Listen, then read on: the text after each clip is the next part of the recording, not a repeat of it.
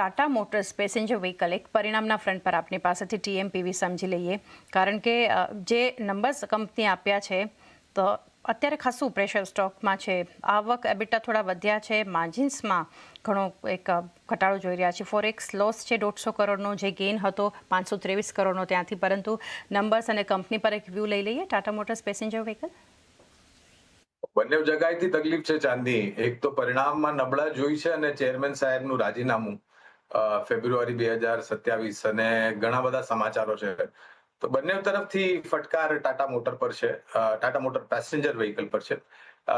Disclosure Tata motor passenger vehicle પર ખરીદારીની ભલામણ છે. JLR તરફથી મારા ખ્યાલથી જે યોગદાનનું અનુમાન હતું એ બહુ જ નીચલી સપાટી પર આવ્યું છે અને એનું કારણ એ છે કે એક તો કાચા માલની કિંમતોમાં વૃદ્ધિ થઈ છે અને એની સામે કંપની વાહનોની કિંમત એટલી નથી વધારી શકી. અને બીજી તરફ કાચા માલની ઉપલબ્ધિ બી થોડી તકલીફમાં છે. લોજિસ્ટિક સાઇડ, સપ્લાય સાઇડ જે તકલીફ છે એ ધીરે ધીરે કરીને દૂર થશે.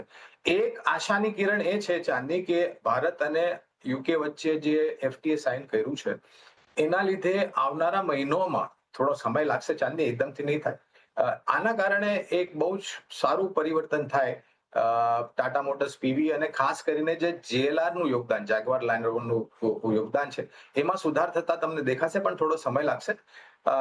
આજે નબળાશ વધારે પડતી બંને કારણો માટે છે.